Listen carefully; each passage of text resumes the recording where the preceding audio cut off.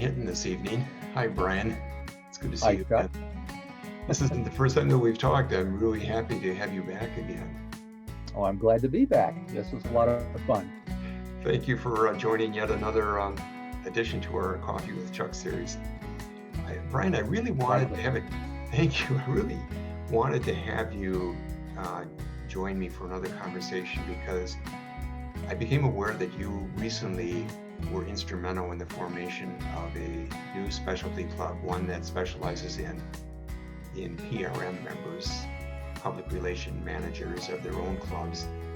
And I just think that's a really interesting concept. You know, usually when we think of,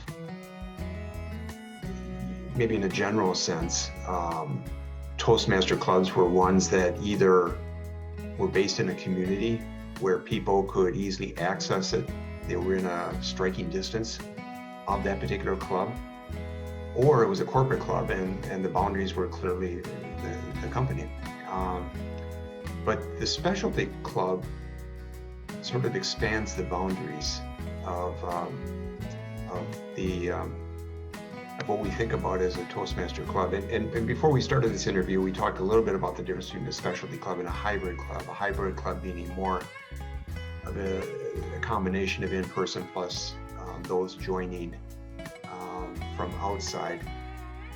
So, but in your case, we're talking about a specialty club. And so I thought, Brian, if you could just start off by just summarize your new club. Tell us about the club, what the name is, and so forth.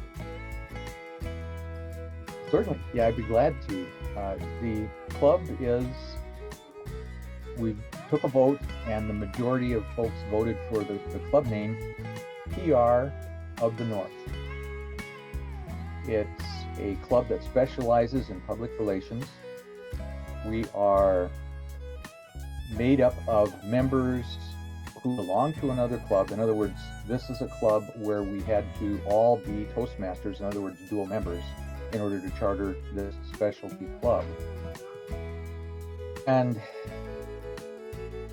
basically, we'll range in experience level from those just starting their Toastmasters journey in their very first office, and it just happens to be public relations, for example, to those members who have been in Toastmasters for several years and gone through all the offices and have a lot of experience.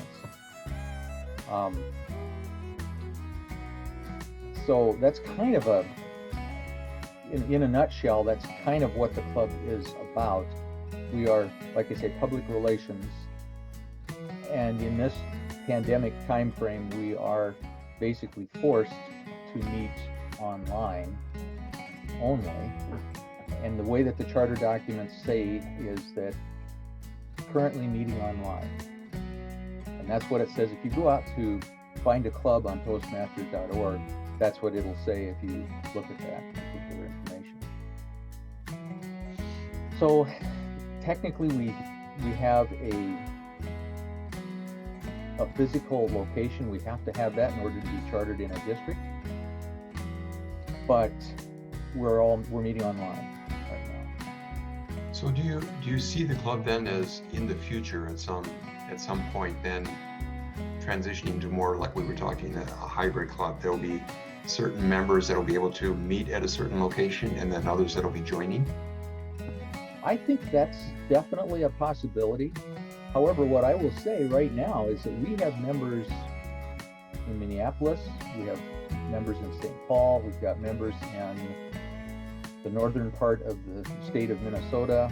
We also have one member who is interested in this type of a club from, let's see if I get the name of the city right. I believe it's Charleston, South Carolina. Oh. Okay. So, you know, people are not gonna come from remote. Those will still be online participants, if you will, even if we do choose at some point to have a central location. I seriously believe that is a possibility. Okay. Where is it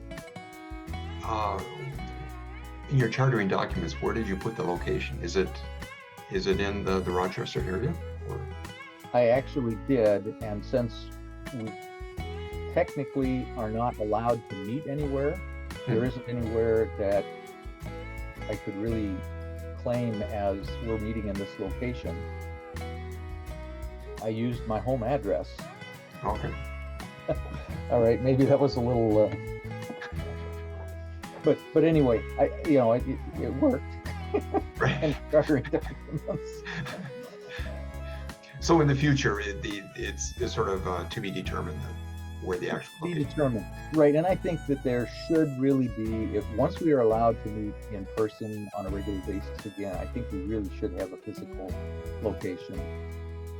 Like I say, Toastmasters International requires that if we are to be in a district. Okay. I was interested in the genesis of this concept. When did it start? Who brought the idea up? What started the discussion that led to this type of specialty club? This was an interesting conversation. There's a whole story. I won't go into it all, but a good friend of mine, Andresen, I've known for many years, actually gave me a phone call sometime this summer, and we started talking about this as a possibility, and one thing led to another, and we started getting serious about it. We formed a session where what we did is we put together an information session for those who would be interested, and just brought it forth to those who were actually contacting us via Zoom. And one thing that was actually August 24th. That was our first meeting. We turned in the charter documents just prior to Thanksgiving this year, and officially the club became chartered November 30th. So, I mean, there's a whole story behind getting this set up, but it really was an idea that was proposed to me by my good friend Andresen, because we both believe that public relations is a very important office, if not the most important office in the club. Without public relations, you don't have,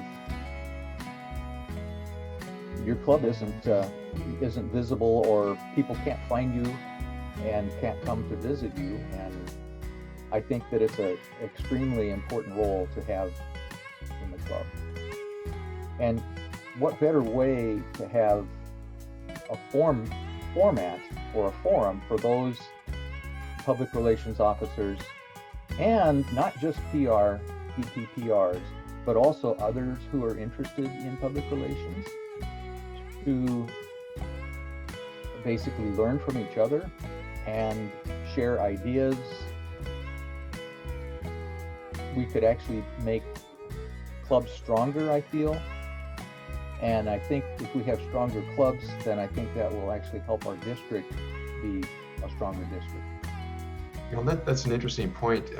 So this year, as I'm serving as PRM for District 6, that point has really come home to me, and maybe in a way that I didn't truly understand before, the role that the PRM plays in overall club growth and program quality and so forth. But even at the club level, I think it's an overlooked position oftentimes. I mean, we think of the VP of Education really helping people with their educational goals, setting up the agendas, membership, obviously, trying to encourage guests that come to our meetings to consider joining the club. But it's the PRM, or the public relations manager in each club, which really gets out what the club is doing in terms of its activities. It's bringing the voice of the club outwards, and it's showing the excitement of what's going on. And I just think it's a really fascinating role that the public relations manager plays. It just ties into just virtually every other aspect of the club. Yeah, absolutely. I didn't realize that myself. I've been with this district for 22 years, and I didn't realize that myself. It's just in the formation of this club and the concept, getting it out to those others who are interested in public relations, that I actually got a better feel for what we do in clubs as public relations not professionals, but officers. Sure. Well, Brian, I thought this would be a good time to sort of ask you a little bit more about the chartering experience, specifically what's involved with that. I've had a little bit of experience watching another club get chartered last year, but I really didn't get into the specific details of that whole experience. So I think it would really be interesting to hear more about the chartering experience. Yes, indeed. And I'll try and condense some of my conversation on that, because like I said, there's a lot involved in creating a new club. There are a number of forms that Toastmasters International has that have to be filled out, including, excuse me, you've got your members that you have to have. You have to have at least 20 members to charter a new club. You also have to have a physical location. In my case, it just happened to be my house address. Your meeting days, times, set up. It helps to have a club website.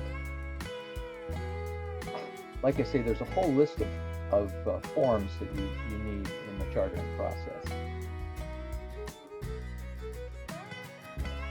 As well as in this COVID experience that we're currently going through, dealing with paper and mailing it in is probably not the safest route to go.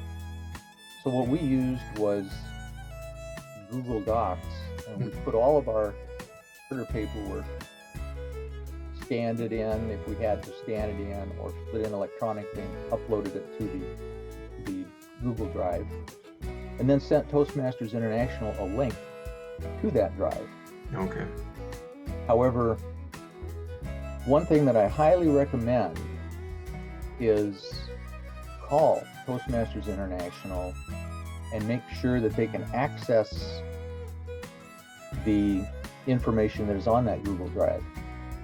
When I called out there and talked to them, the person that I talked to said, "Oh yeah, there was a problem with that link. Let me try and download it." And so she downloaded it, and she says, "Oh yeah, it's all here."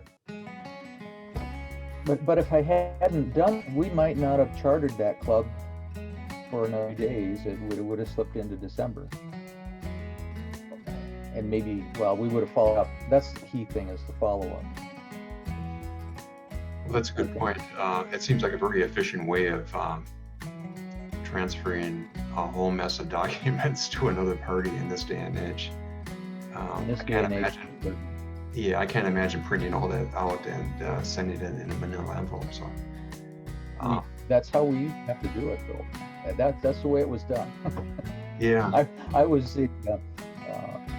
I formed a club in Rochester 15 years ago. It's still alive today, and that's the way that was done.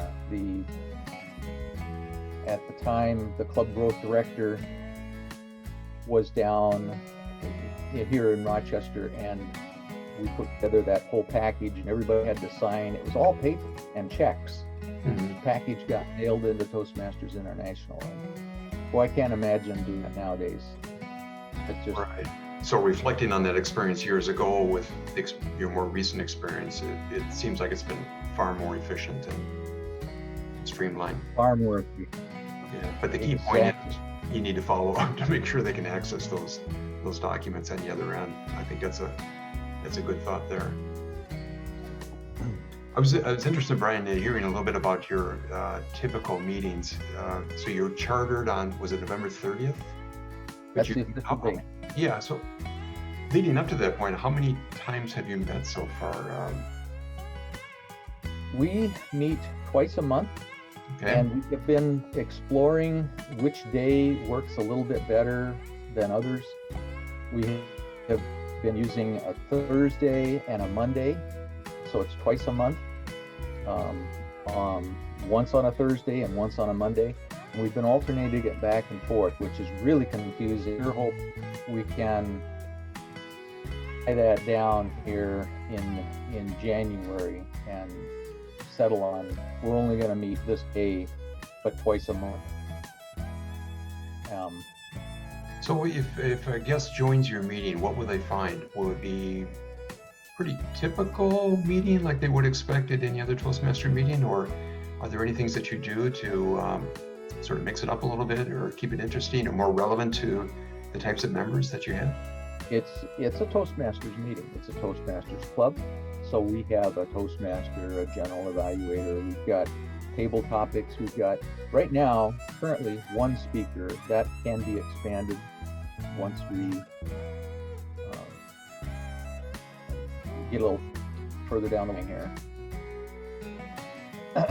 But basically, the idea behind this is that we keep it focused on public relations. And so our speeches then tend to be about some aspect of public relations, as well as our table topics generally focus on some aspect of public relations. And it's easy, maybe a little easier to tie that into like the theme of the day or the theme of the meeting. Now, to get back to your other question, you did ask how many times have we met? August, we met once. September, we met twice. October, we met twice. In November, we met twice. So seven meetings, something like that, before we chartered. Okay, all right. So, yeah, I was just one question that sort of occurred to me as I was listening to you. The speeches are pretty much built around the theme of public relations. Do they get a little? Do they tie in any way to the Pathways program, or how do you? Or is there a particular path that all of you are following in Pathways? I understand, and that's a great question, actually. Yes, it is. They do tie into Pathways.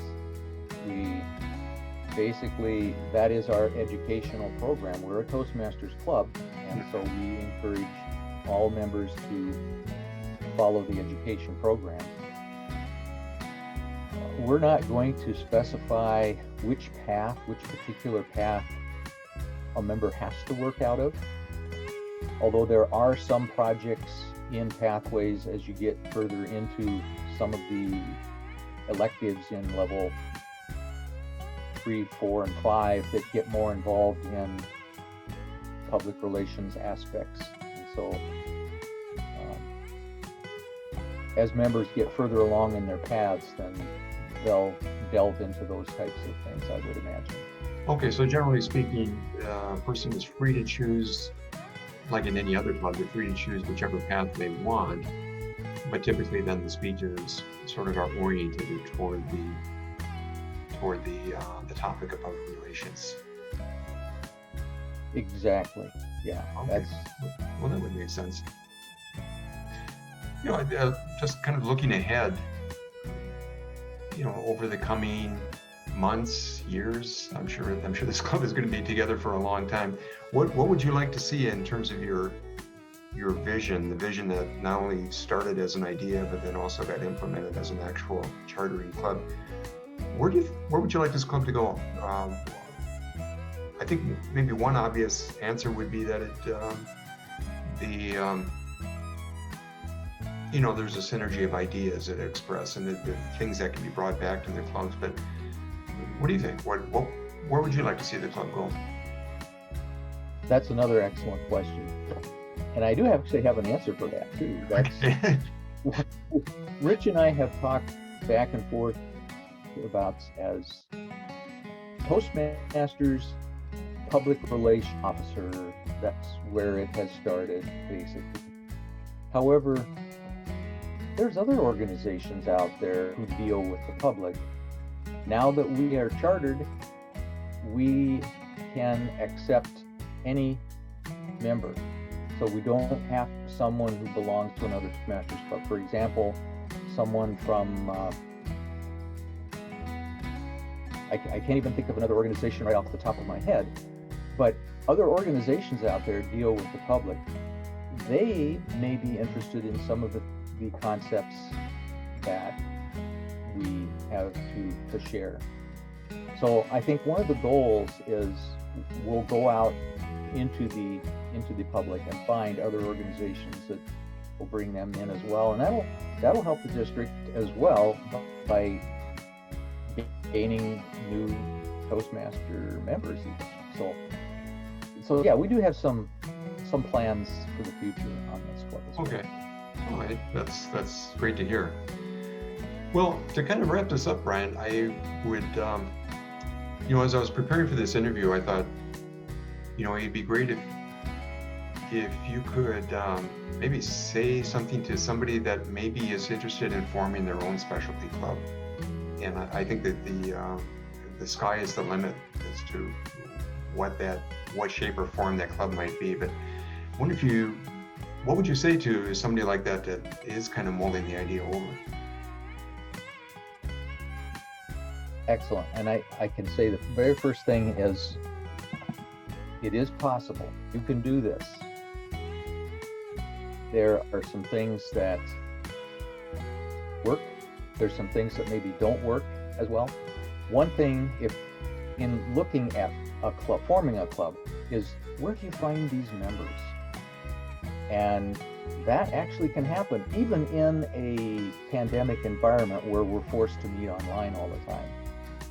Eventbrite is a tool that we probably got, I would say, at least half of our membership through Eventbrite, which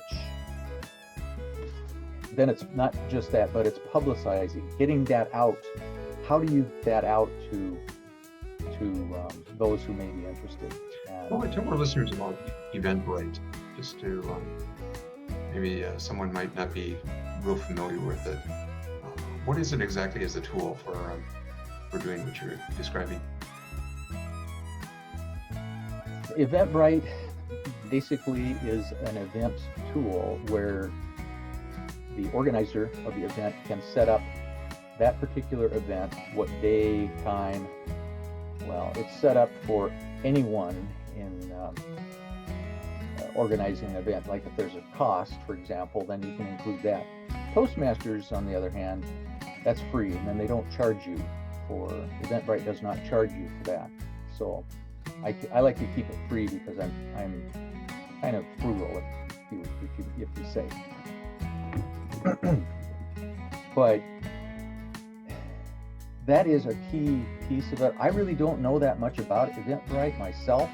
I've really only used it prior to this club to register for one or two events here and there.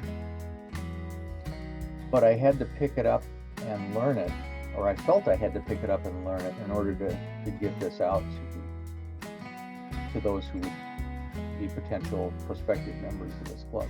So Eventbrite is a tool that you use to publicize the activities of the club but once they come in, once they become members, then would they be accessing the club through a defined website then?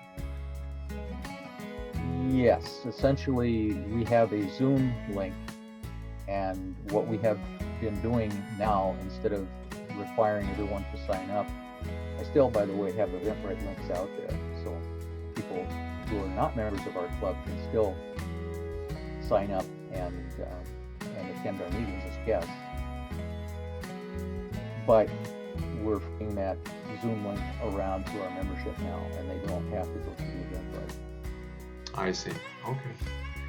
All right. Well, to wrap this up, Ryan, once again, why don't you give our listeners the name of your club, when you're meeting, and who they can contact if they're interested in at least visiting or hopefully joining your club. Certainly, I'd be happy to, Chuck. Yeah, PR of the North, club number 781-4744. We meet on, well, actually, I'll give you our next meeting, which is December 21st, 7 p.m. You can contact, well, let's see, I'll give you the email address. It's pr6tmclub@gmail.com. You send that to an email requesting access to the club, and that forwards to myself. It also forwards to Rich Andresen. So one of us will be able to get back to you and give you the opportunity to attend as a guest. Great. Okay. Well, Brian, man, thank you for taking the time this evening. And again, I know it's at the end of a long day, but you kindly took your time once again to speak with me. And thank you. It's been my pleasure. Thank you, Chuck. It's been my pleasure. All right. Thanks again, Brian.